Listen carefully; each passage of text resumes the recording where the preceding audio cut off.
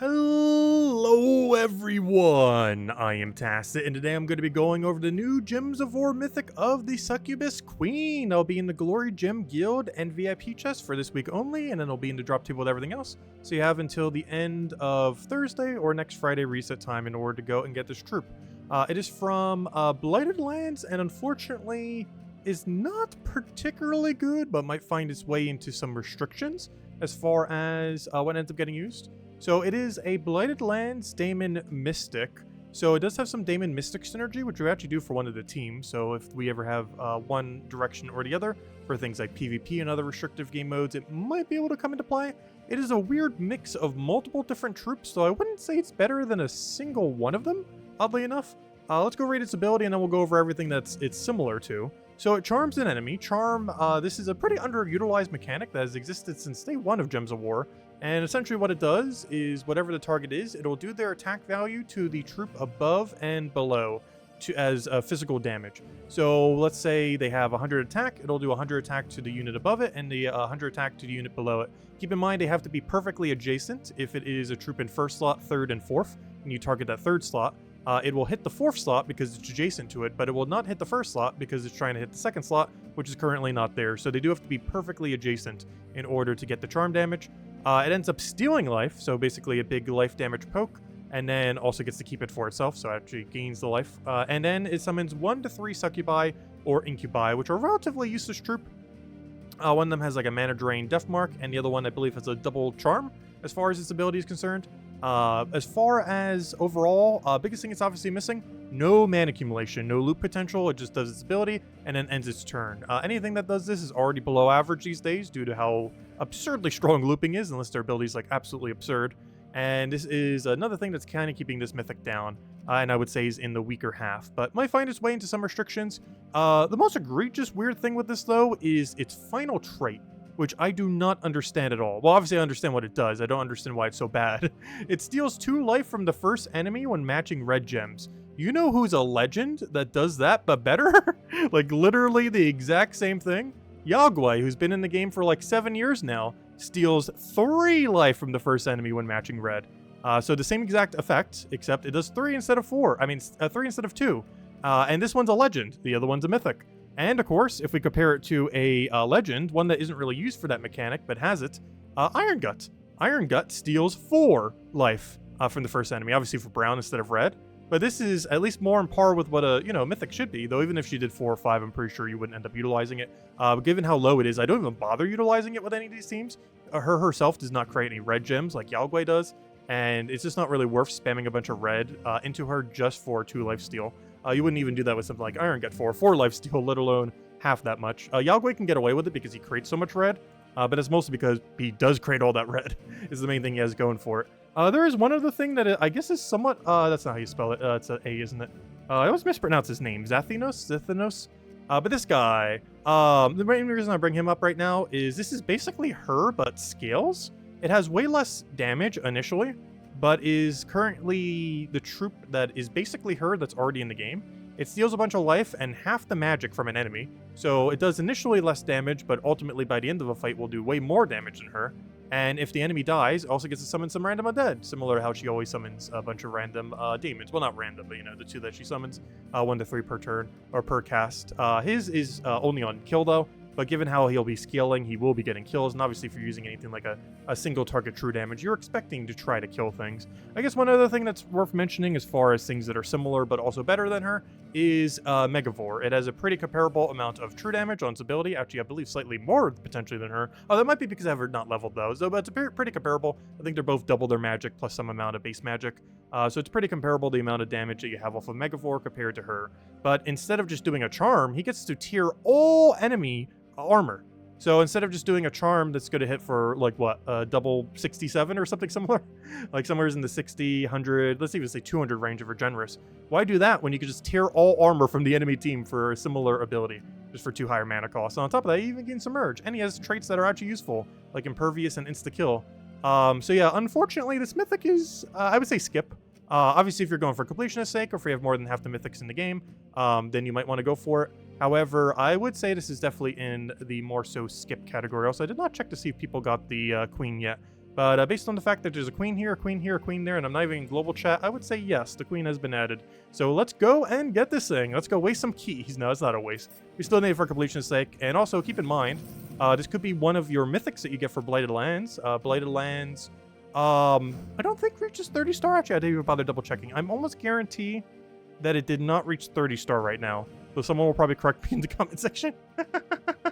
No, I'm pretty sure it's 28 or 29. Regardless, I'm personally going for Karkaroff first. So it's one of those purple-based Magic Kingdoms.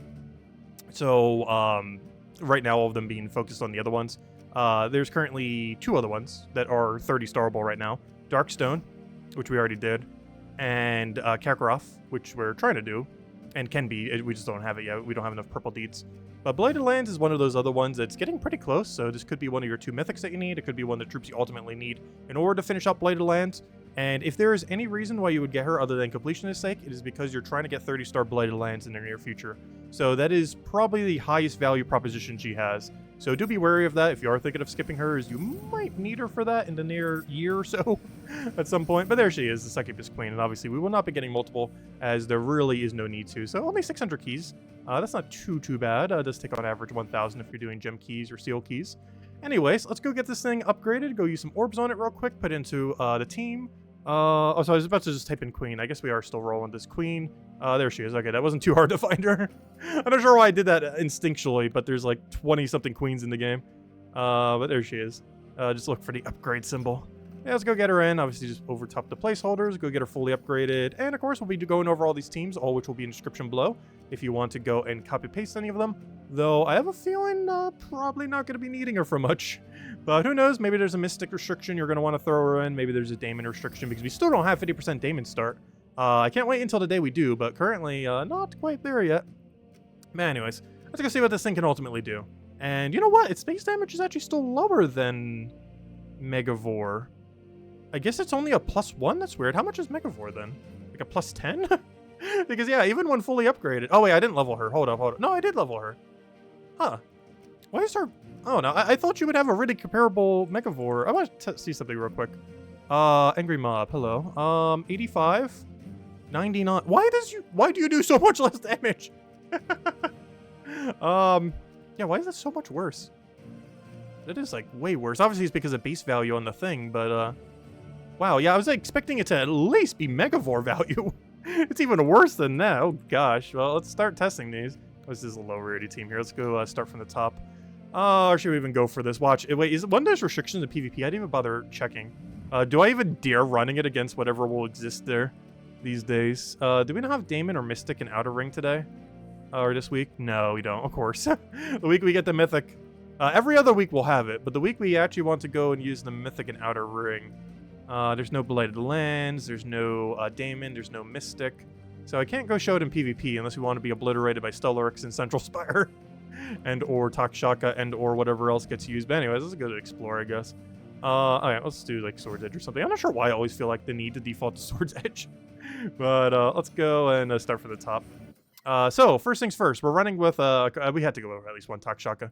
We're going for the true damage build. Obviously, Takshaka, pretty relevant for true damage builds. There's also other things like Beatrix and the such, Tesla, all that. Basically, what we're trying to do here is go straight for our Explode, go get all that, and then we can actually start casting things. Biggest downside of from her, of course, is that she does end up sacrificing her turn. However, we can end up doing this if we have some amount of Skull Spam to start chipping down the first enemy. So, for example, we do not want to charm the first enemy right now or hit it. It is currently entangled, so if we do the charm, not only will it not hit anything above it, because there's nothing above it, of course, it will hit for 0, because it currently has 0 attack. However, if we go for this one right here, it'll hit 82 and 82, also doing the true damage to our target. And of course, does not gain any amount of summons there, as well, there's no spots to summon. We did try to utilize the summons a little bit, but as you can see right there, we got a little bit of Skull Poke. So you can kind of do the charm into a little bit of Skull Poke and kind of make that work. I was even considering that with like Lord of Slaughter or Lust, but then I kind of realized, wait, I need like 5 team slots to make this work if we don't want to have a mana accumulator, because we kind of need one. But anyways, let's go and take it out. Obviously, whatever she focuses on, we can go focus even more true damage on. If we want some AoE, we can go down the other route. I feel like I'm somewhat defaulting to the better ones that are greatly superior to her, but if nothing else, she does have lifesteal. But she has it in a really weird way. One other troop I didn't actually compare her to, but is actually worth comparing as well, that I didn't earlier, is Draculus. One thing that's pretty relevant about him is he has skull reduction, and of course she has spell reduction. But a lot of teams where you're going to use her, you don't actually like care about her too much, so they both kind of get used in first slot. But of course Draculus gains a little bit more of a benefit there, as he has an on-skull effect, he has a skull reduction, where she has no on-skull effect and spell reduction. And it's just a little bit weird. While we do use her a little bit further back on the team, a lot of times if you are going to bother be using her, you're probably using her for the fact that she has a really big life value, which the spell reduction doesn't really do that much for, compared to something like a skull reduction does. Not even that Draculus is that good, but it even has lower mana cost than it. Gosh, every single comparable troop is pretty much better to her. I wouldn't say she's in like the top 5 worst or top 10 worst, but yeah, she is pretty low down there. Anyways, let's get into the next one. Also, let's take some tribute. It's always disappointing when we have a little bit of a bad Mythic, because I always like messing around with teams and see what they can ultimately do. And while we still are doing that right now, oh no, it's just not the same when the troop isn't as good.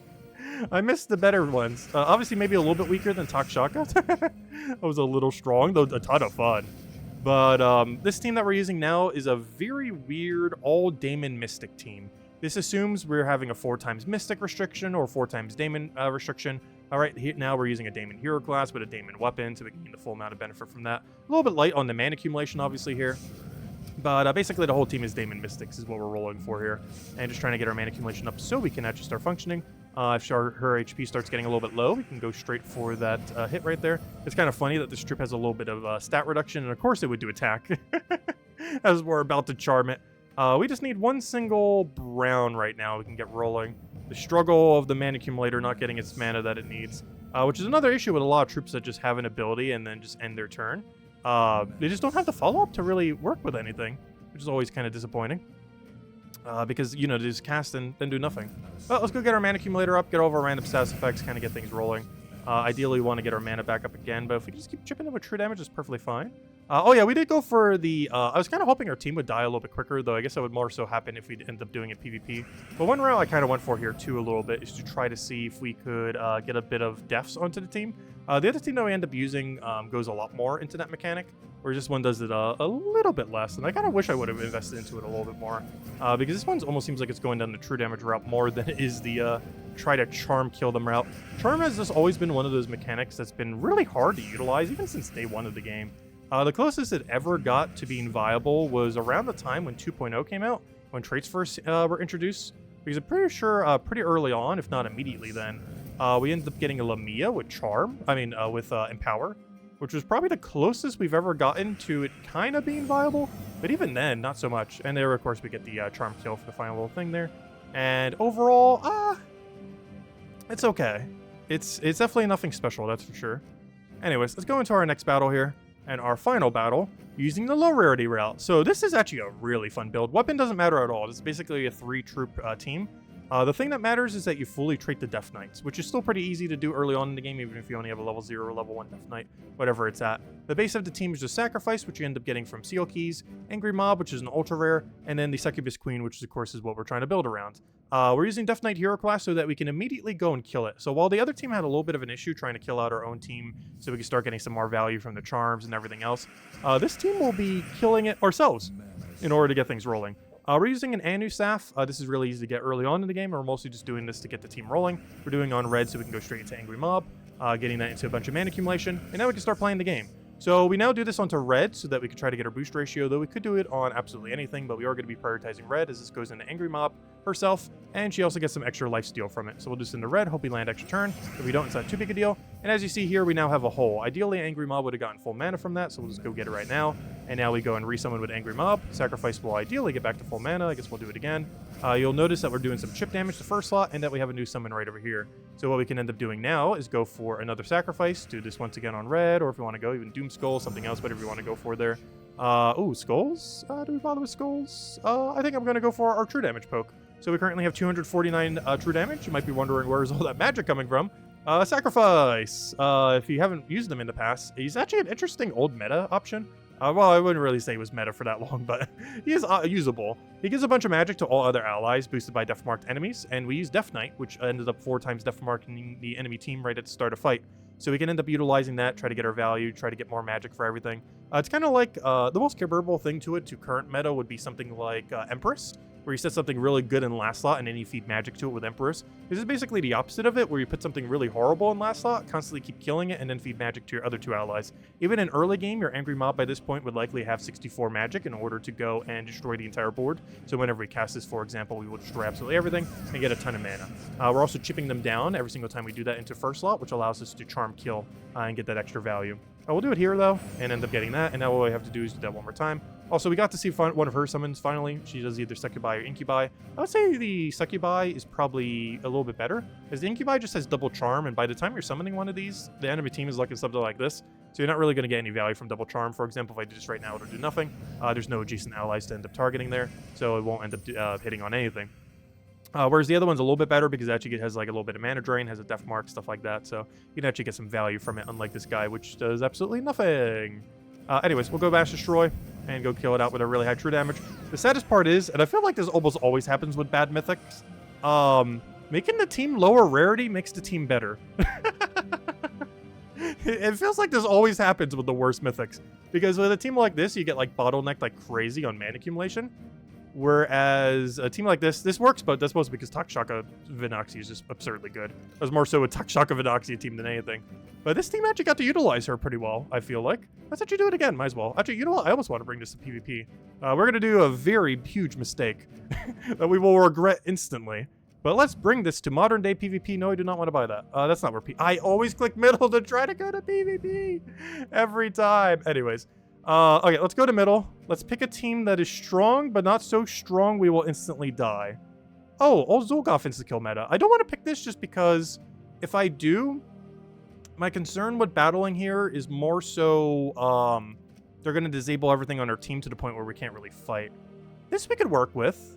It's going to be doing a Void Dragon build that's strong, but not too strong. Okay, let's do this. Let's go replace our team, with this team.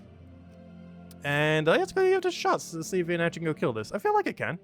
Has everything it needs to. Biggest issue will be getting mana initially. It worked pretty well the first time around.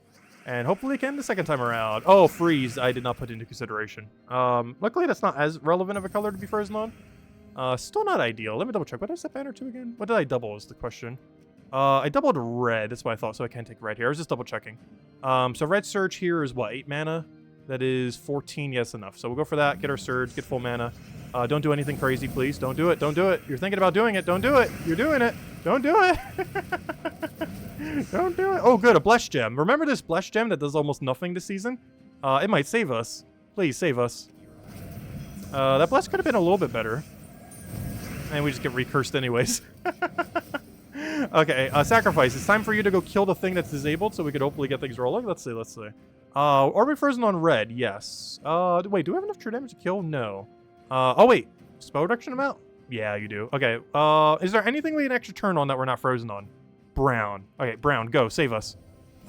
Did you save us? You did save us! Yay! We're still frozen on purple, though. We'll go resummon there. Oh, wait. Do we have enough to kill? I should go for kill right now. Let's do some math. 131 divided by... never mind. It's fine. It's way more than enough damage. All right. Main thing killed. We actually got to use her summon for once. Nice. Unfortunately, we have no anti-freeze. Though even if we did, they also have curse, so... and stun, so... won't really matter too much. Unless we had like a troop that did it on cast. Alright, Sacrifice. You need to do like one more and we should be good to go. Alternative is Angry Mob and the damage poke will actually be enough. So if he does damage right here, we'll get a kill. Do you do damage? You did do damage. Perfect. Exactly what we want to see. If we didn't already have resummon there, he would have done another resummon. Actually, I don't even think we need more magic now that I'm thinking about it. We already have enough off of this. Not much value we'll really get from the charm, but at least it will chip them down. So if we did want to go for a skull, we could, but we're not really going to need it. We just go for this, get a little bit of poke. That brings it a little bit lower down on durability. If we want to, we could go more of a skull route. We could even try for a doom skull here. You know what? We even will. What if we miss? But it doesn't even matter. We didn't miss. See, we actually got to utilize the charm slightly. That charm likely did enough chip damage to bring in the kill range, and there we go. Is it a good team? Not necessarily, but hey, it holds. It does what it needs to do. I don't know, if you started early game, you could definitely make that work. If that was like your only mythic in the game, you could definitely make that function. It would do something. Like, it's not a bad team. It's just, she's a bad mythic. The team is not bad. It's mostly just her being bad.